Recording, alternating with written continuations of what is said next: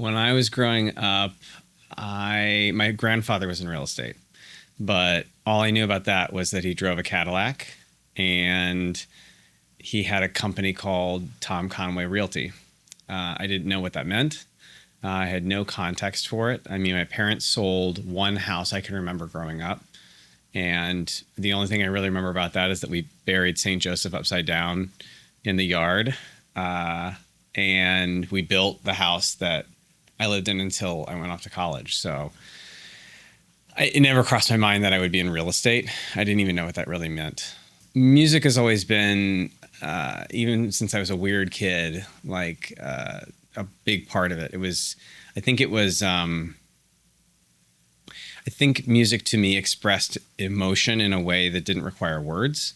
And I understood what it was saying. So to me, I was drawn to that, the ambiguity of it, I think, in a way, the complexity of it. And I also thought it was cool that not a lot of people were into classical music, and I was. So I'd go to the library, and at the time you checked out vinyls, and I'd bring it home and I'd put it on like the family stereo and listen to it. And I don't know, I think I enjoyed the fact that it was not something everybody enjoyed, and it really spoke to a part of me, and it was about the emotion that I felt when I was listening to it. So music to me was always about connection. And when I went to graduate school and afterwards, when we would be doing operas or musical theater shows or whatever, it was always about getting together with a group of people, getting really invested in something that was important to us, work really, really hard at it, and then, present it. We were always very proud of it. Hopefully that was not always the case. And then, you hug each other, you cry, and then you would see each other whenever you were hired again in the same show. And I tell people that the show just became my real estate transactions. The relationship I had with my, co-stars was always like now my relationship with my clients. The transaction is now, the show. We spend a lot of time figuring out what it means, how to get there, how to make it the best possible product, if you will.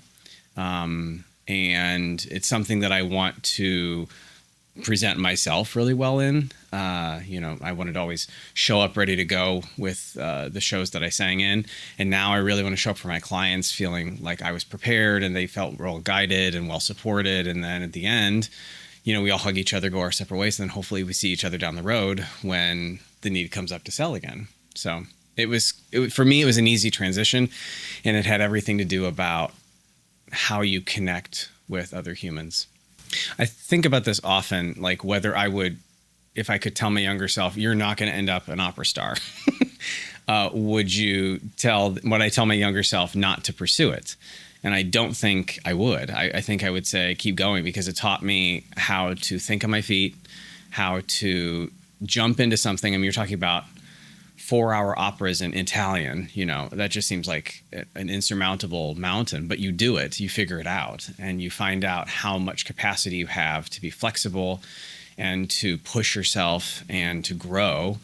And that skill alone helped me drop into relationships with people I'd never really met, who'd been sent to me from another, connection I had, and listen carefully to what the assignment is. And really then go to homework, go to figure out exactly how to solve this puzzle. I consider clients in a lot of ways to be like a foreign language. You're trying to understand how they think, how they, pronounce, how they articulate, what they mean when they say this. It may be very different from one client to another, and it may be different from how I would communicate it. So I have to really decode, translate a client's words into something that I understand, so that I can then look at an option for them and say, but based on what you told me, this is probably not what you want, and for these reasons. And then, modify as I go. Oh, I misunderstood that. Okay, readjust. So I wouldn't, and I think there's a big piece of this that is confidence-based. They have to trust that you know what you're doing. And sometimes you don't. Sometimes you're figuring it out at the same time.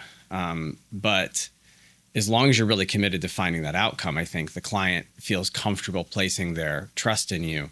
And it's the same thing as when, a conductor says, okay, here's the downbeat, go. And they don't know what you're going to do, but they trust that you're going to do it well. And to me, that's part of it, is really prepare and show up for the client as you would for, a colleague. Steven and I initially met at Crew Bar and Grill, which was a gay sports bar that used to be in Uptown, right next to Green Mill. At the time, I was in graduate school, and I was playing in a beach volleyball league, and we would get together there afterward and like watch a game or whatever, order food. He was working at the time. He was at the University of Chicago. I think he was transitioning into real estate at the time. And he sat down at our table after his shift, and we just kind of became Facebook friends, which was a thing you did back then. And that was it. We just went our separate ways. But of course, Facebook being what it was at the time, we were always on it. And I watched him over the years. I thought, oh, there's that guy I met at, he's gotten into real estate. And then he got like one of those little awards that he would show from at properties, like, oh, you hit this milestone or whatever. I thought, oh, that's interesting. But it was only logged into my like subconscious. And then I'd been doing, I graduated Northwestern and was performing and whatnot. And I thought, this business sucks. And I thought, I've got to find something that I can pour my heart and soul into, but that's actually going to like return that love and create some stability. And so I thought, what else could I do? I love music, but I have no concept here of what comes next. And I had bought a condo in 2008 with a broker from Dreamtown at the time. And I thought, that's the only other person I knew who works in real estate, but maybe that, I don't know.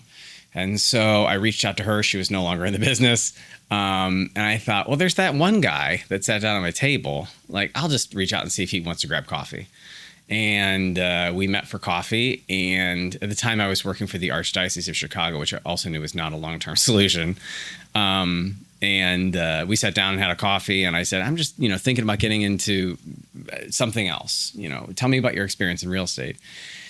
And he was saying, well, it's been really good. And I think I'm, not to put you on the spot, but I'm kind of looking for somebody to help me manage my business. And, that's how I started, he told me. Would you be interested in that? And I was like, well, that's not really what I was coming here to. But then I kind of believe that the universe or whatever taps you on the shoulder at some point, and the hairs on the back of your neck stick up, and you think, oh, this is one of those moments where I have an option. I have an opportunity. And so I thought about it, and then I said, yeah, let's try it.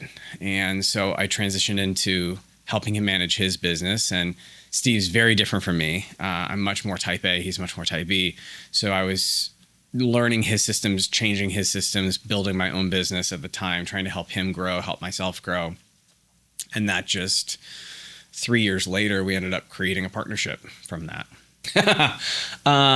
As with all relationships, I feel like communication is the most important aspect. So when you're creating a partnership in a business sense, my husband will say, like, you and Steven are like siblings. And I think that's also kind of true. You're kind of locked into this relationship if you're really committed to it. If this isn't just like, we'll just bail, which I mean, sometimes might be the right choice, but in a way you have to kind of work through the inevitable disconnects that happen. Some of them are personal, just communication styles, miscommunication, whatever. But in a sense, like if you can commit to talking through it and not bailing on that, you can work through a lot of the stuff. We've had to deal with a lot of stuff. The stuff that comes up all the time is like, difference in production, difference in price point, difference in commitment, difference in client sources. Like it's even just talking about whose client is whose, because at a certain point we tried different ways of approaching the business. Maybe we divide and conquer. I take all the buyers, you take all the listings, and then it was like, whose client is whose. It's a very murky experience sometimes, and you have to find your way through it together, which you can do if you're good at communicating. We've not always been good at communicating. There's definitely been times when we've been very far apart, but you find your way back to the middle. You find, couples counseling is kind of essentially, MAPS was essentially our couples counseling. And we found our way through some difficult moments there about what does the future of Steve and Ryan look like. through our MAPS coaching was kind of how we found it. Okay, specifically around communication, I would say, as a younger agent, listen a lot. You're going to hear, I tell people all the time, your real estate license is way too easy to get. And so you're going to see a wide variety of people with a real estate license. And you can choose to be any kind of agent that you want, and you're going to see a lot of them. And I firmly believe that you can tell the difference between a good agent and a bad agent by how well they listen. A good agent likes to listen more than they talk, really take in the information, maybe even regurgitate it and say, like, have I got that right? A bad agent is there to show you what they know. And so I think if I had one piece of advice regarding communication, it's, you've got 2 ears and 1 mouth. Listen twice as much as you speak, and make sure that you understand what you're hearing before you try to show what you know. I may not be the right person to ask that question, because with respect to my clients, I try to be Mr. Cellophane in a way. I try to be extremely transparent with them. When I know something, when I don't know something, when I have a gut instinct, what I'm doing on their behalf, what I think is going to happen. I may be guilty of over communication with my clients. You'd have to ask them. I think most people feel most secure when they know everything. And so whether it be how I'm setting up their searches, what comes next in the process, what I'm doing sort of behind the scenes to back channel the attorney review process, or work with the other broker, or try to work with the other broker about inspection related items, all of these things, to me, I tell my clients it's maybe it's just a part of my personality. I want everybody to know everything so that I make sure I'm doing the right things, because I don't presume to know what's best for my clients. I try to help them decide that for themselves. And so a lot of the times I'm asking them, this is my approach. How do you feel about that? These are the things that maybe the one thing they may not know is how much their success affects me. That at 3 o'clock in the morning, my eyes shoot open and I think, how am I going to deal with that, water infiltration that we found there? Or how do I prepare a seller who is going through divorce for the amount of work that we're going to have to do to get this place ready to go?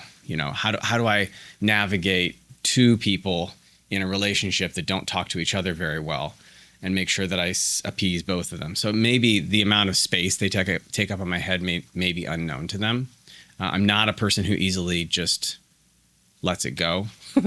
So when I think about the entrepreneurial aspect of real estate, where you really are a business owner, I think my mind goes in 2 directions. I think about protecting your pipeline, and I think about fiscal management, which is just really making sure that you know what your business is doing inside.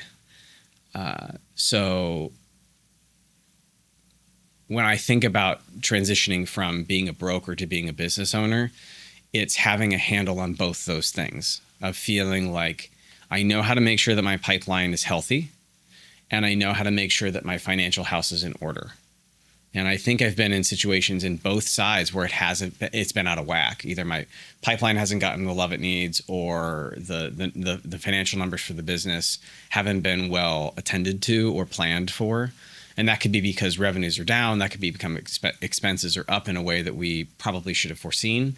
But I firmly believe that you have to be good at both. You have to really be focused on, you can never take your eye off the business. I've seen brokers kind of step out of the business and step back. I think even I've seen structures, proposed where you kind of like level up. And it's never made sense to me personally, because I feel like in order to be a good business person, you have to still be involved in the business. And that maybe is a confusing statement, but in a sense, I think in order to manage a real estate business well, you have to be in the business as well. So I think never really letting your guard down on either front is the best way that I can say I've found to be successful in this business, is to consistently be focused on both things, building your pipeline and managing what you've got inside the business, so that both things are running at a healthy pace. So I think it's not people's fault. I don't think it's a character flaw that makes you not as good at money. I was just talking to my husband about this the other day, where I think we aren't really taught in schools. And if our parents didn't know, they didn't teach us. And I think, money is money. So whether you're talking about household money, business money, in a sense, it's mostly accounting and forecasting. It's about accountability and looking into the future. So accountability for me is about making intentional decisions with money, especially in this business. I get how many calls a week offering me services, virtual assistants, marketing plan. Marketing is the most ambiguous bucket, right? There's not really an ROI you can tie to ad dollars a lot of the times.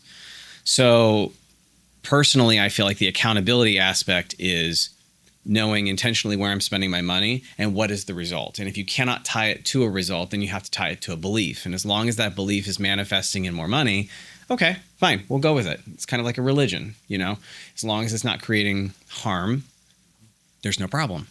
But I think a lot of folks, whether it be about their personal finances or business finances, spend from belief, not from intentionality.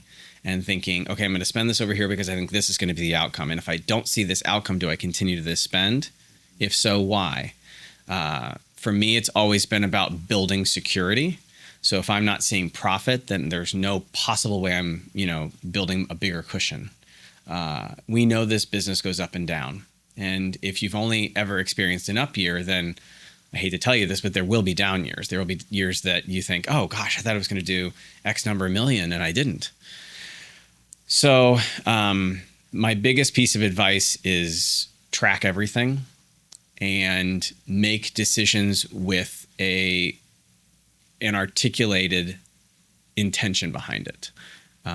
So that if you're going to spend, tell me why, or tell the mirror why, or tell a friend why, to make sure it all makes sense. Tell a story that has an outcome that we can track.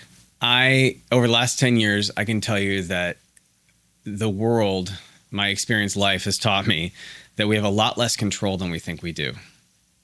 The only thing I can control are my habits, my activities, and my mindset.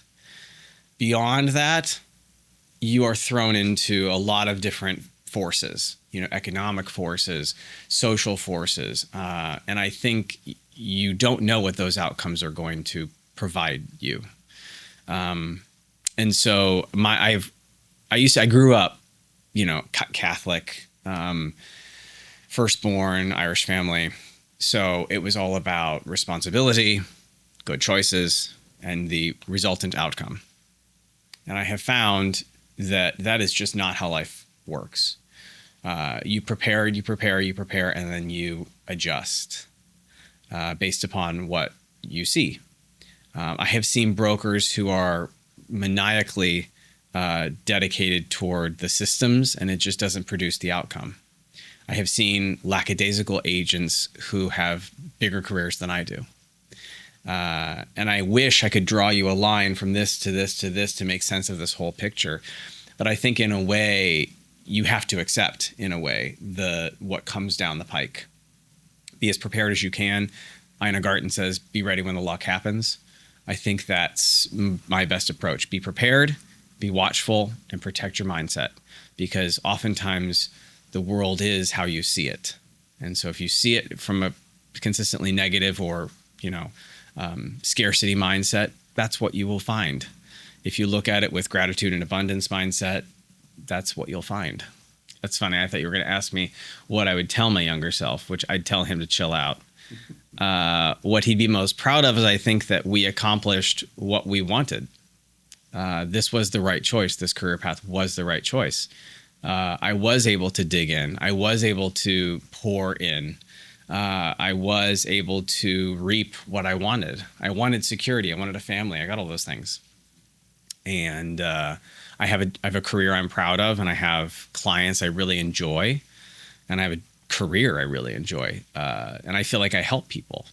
So I think he'd be proud of all of those things. I think he'd be a bit bummed that we aren't on stage somewhere, with flowers being thrown at us. But I would tell him that can be a lonely existence. And we get to be surrounded by, family, clients of many stripes. And it's been a very colorful career in a way. If you had said real estate, the first thing that comes to my mind would have come to my mind to college Ryan would have been American Beauty. I will sell this house today. It's Annette Bening, that was always and still remains like in my mind of like what a real estate agent is, and making sure that I don't become that, with the matching garden clogs and the shears. But I think at the end, it was a much bigger career than I expected. What I hope they say. I hope they say we saw how hard you worked, and it helped us understand that was really important in life. I hope that they understood that hard work was for all of us, not just for me. I suspect that they will remember how many times Papa had to like step away to take a call, or Papa was on a Zoom call, on a Friday night or something like that. I suspect that will be part of their memory. But I hope they see that in context and see that's, my experience with life is that the harder you work, oftentimes, the better your outcomes. And that would be kind of the lesson I would want them to take from that.